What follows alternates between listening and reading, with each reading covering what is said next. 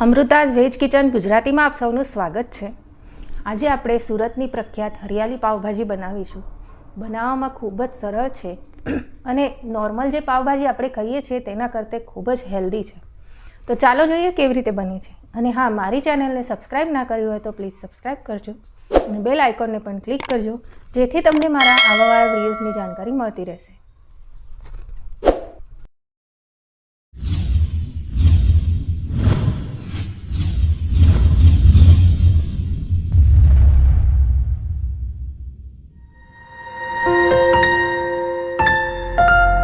હરિયાળી પાવભાજી બનાવવા માટે આપણે સૌપ્રથમ ફુલાવર, કોબી, દૂધી, બટાટું મેં એક જ લીધું છે મોટી સાઇઝનું, અને સૂકા વટાણા એક વાટકી સૂકા વટાણા છે અને મેં આખી રાત પલાળી રાખ્યા છે, બરાબર 4 થી 5 વાર ધોઈને પછી પલાળ્યા છે। તો હવે આ બધા શાકને આપણે બાફી લઈશું।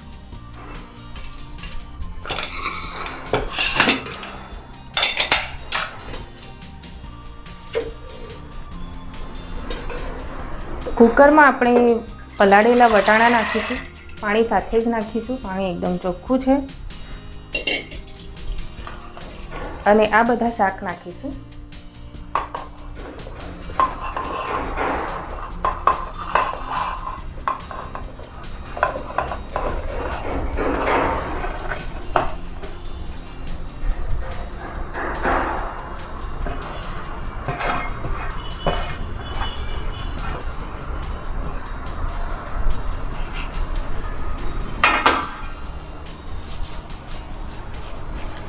આ બધાને 5 થી 6 સીટી વગાડીને આપણે બાફી લઈશું। તો હરિયાળી પાવભાજી બનાવવા માટે આપણે લઈશું લીલા ધાણા, લીલી ડુંગળી, પાલક, ઝીણા સમારેલા લીલા ટામેટાં, લીલું લસણ, લીલા મરચાં, કેપ્સિકમ ઝીણા સમારેલા, અને બીજા બધા શાક તો આપણે બાફી જ લીધા છે। તો સૌપ્રથમ આપણે પાલકને બાફી લઈશું। તો અહીંયા પાલકને મેં બાફવા મૂકી દીધું છે। અને એક ઇમ્પોર્ટન્ટ ટીપ છે, ક્યારે પણ પાલકને પાણીમાં બાફવાનું નથી, ડાયરેક્ટ એમનેમ જ બાફવાનું છે, કારણ કે પાલકમાં સૌથી વધારે પ્રમાણમાં પાણી હોય છે, તો એમાં પાણી નાખવાની જરૂર પડતી નથી। તો આ પાલકને આપણે બાફી લઈશું।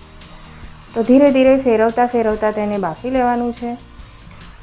જેમ જેમ તે બફાતું જશે તેમ તેમ ઓછું થતું જશે અને પાણી છૂટતું જશે તેમાં। તમે જોઈ શકો છો આ વાસણ આખું ભરેલું હતું અને હવે એકદમ થોડું જ રહી ગયું છે। તો વગર પાણીએ આપણે આ પાલકને બાફ્યું છે, છતાં પણ આને પાણી છોડી દીધું છે। તો હવે આને આપણે ઠંડુ કરીને પછી આ પાણી સાથે જ મિક્સરમાં પીસી લઈશું। તો જ્યાં સુધી પાલક ઠંડુ થાય છે ત્યાં સુધી આપણે લીલું લસણ, લીલા ધાણા અને લીલા મરચાંની પેસ્ટ બનાવી લઈશું। તો ધાણા મરચાંની પેસ્ટ અને પાલકની પેસ્ટ આપણે બનાવી લીધી છે। હવે આ બાફેલા શાક આપણે જોઈ લઈશું।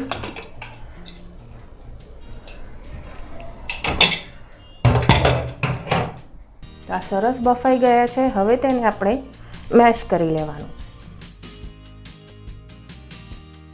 અને આને એકદમ ઝીણું મેશ કરવાનું છે, એકદમ રગડો તૈયાર કરવાનો છે આનો। અહીંયા મેં કઢાઈમાં તેલ ગરમ કરી લીધું છે, તેમાં લીલી ડુંગળી નાખીશું,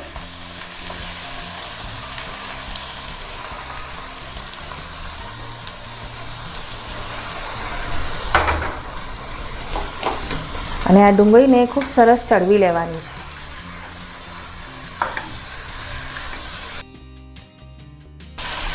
આ હરિયાળી પાવભાજી છે તે માટે તેમાં બધા જ લીલા શાક લેવાના છે અને બટાટા આમાં ઓછા નાખવાના છે। તમારે જો ગ્રીન કલર જોઈતો હોય તો, જેમ કે મેં તમને બાફતી વખતે બતાવ્યું કે બટાટું મેં એક જ લીધું છે, અને સૂકા વટાણા લઈએ એટલે તેનો રગડો સરસ થઈ જાય છે। તો બટાકા ઓછા નાખીએ એટલે એનો ગ્રીન કલર એમ જ રહે છે, અને પાલક પણ તેમાં કલર માટે જ નાખવાનું હોય છે, આમાં આપણે કોઈ પણ એડિબલ ફૂડ કલર યુઝ કરવાના નથી। હવે આ ડુંગળીને સારી રીતે ચડવી લેવાની છે। એમાં સ્વાદ મુજબ મીઠું નાખીશું એટલે ડુંગળી જલ્દી ચડી જાય।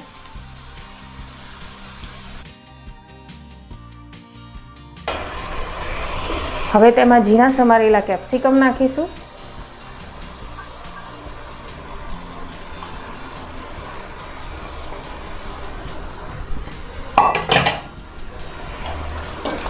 બરાબર મિક્સ કરી લઈશું. આ ભાજીને ફૂલ ફ્લેમ પર ચડવવાની છે, તેથી એ જલ્દી ચડી જાય. આ બધા શાક ચડવામાં થોડો ટાઈમ લાગે છે, તે માટે તેને ફૂલ ફ્લેમ પર જ રાખવાનું છે.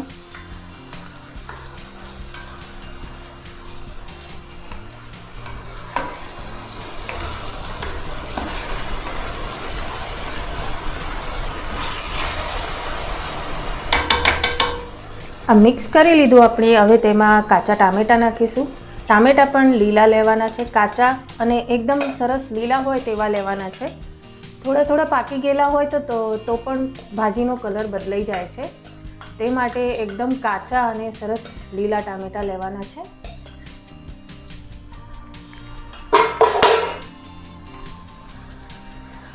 હવે આને મિક્સ કરી લઈશું બધાને બરાબર.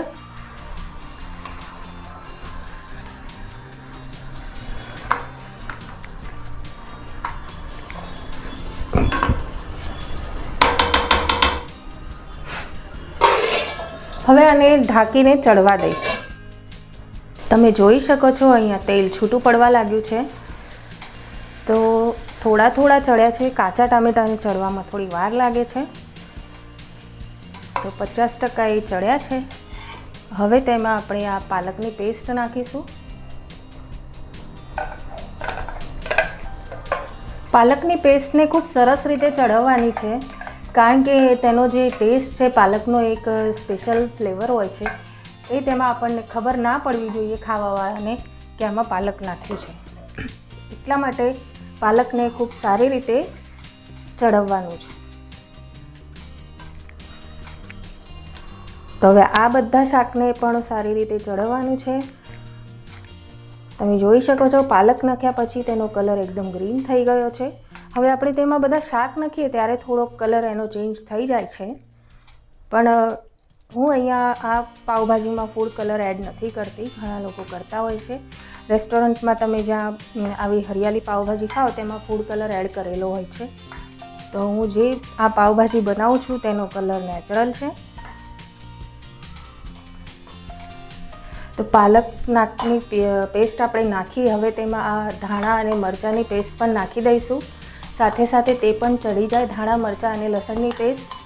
લસણ નાખવું તો ખૂબ જરૂરી છે પાવભાજીમાં.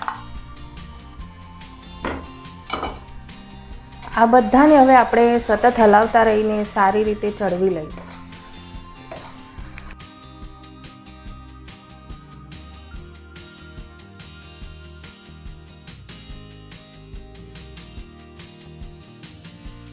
તો આ બધું ચડી ગયું છે સરસ.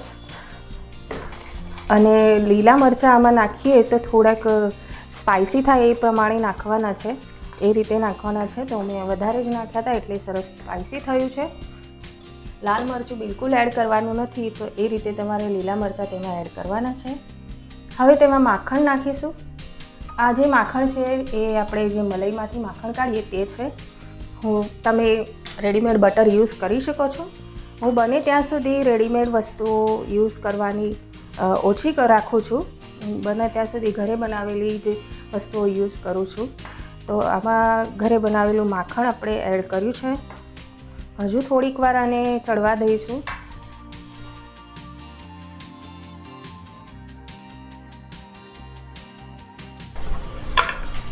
હવે તેમાં બાફેલા શાક નાખીશું.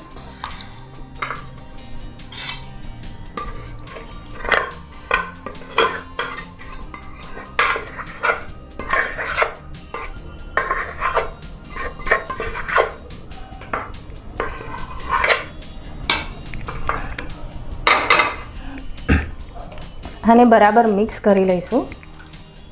થોડો કલર ચેન્જ થશે, કારણ કે આ શાકનો કલર લાઇટ હોય તો તે પ્રમાણે ભાજીનો થોડો કલર ચેન્જ થઈ શકે છે.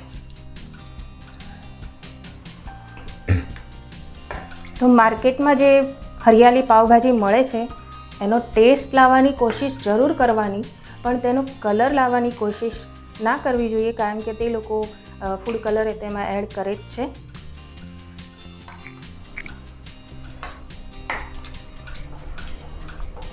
આ સરસ મિક્સ થઈ ગયું છે.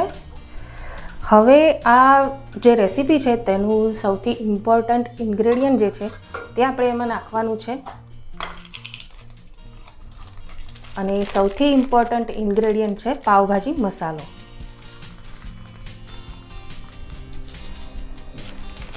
આના વગર પાવભાજીનો ટેસ્ટ નથી આવતો. તો આ નાખવો ખૂબ જ જરૂરી છે. પછી તમે રેગ્યુલર પાવભાજી બનાવો કે હરિયાળી પાવભાજી બનાવો, પાવભાજી મસાલો તેમાં એડ કરવો ખૂબ જ જરૂરી છે.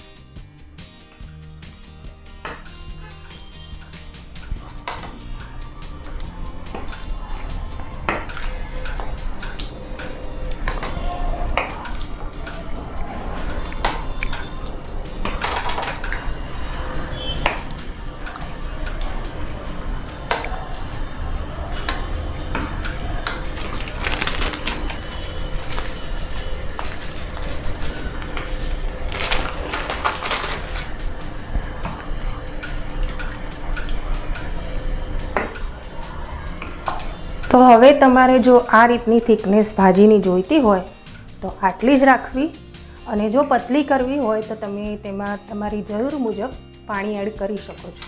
તો હું તેમાં પાણી નાખીશ.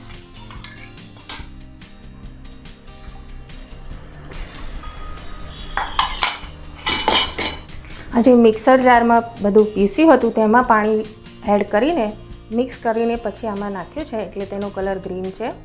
તો હવે આ ભાજીને સરસ ધીમા તાપે થોડું તેલ છૂટું પડે ત્યાં સુધી આપણે ઉકળવા દઈશું.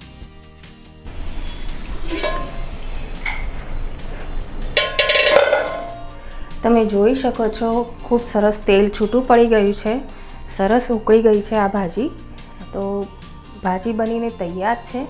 આપણે આને ગરમ ગરમ સર્વ કરીશું. ટેસ્ટી હેલ્ધી હરિયાળી પાવભાજી બનીને તૈયાર છે. અને આને આપણે પાવ સાથે સર્વ કરીશું. આ પાવ જે છે તે ઘઉંના લોટમાંથી બનેલા છે, હોમમેડ છે. આની રેસીપી તમને જોઈતી હોય તો કમેન્ટ બોક્સમાં લખીને જરૂર જણાવજો. તો તમે પણ બનાવો અને મને જણાવો તમને મારી આ રેસીપી કેવી લાગી. ધન્યવાદ.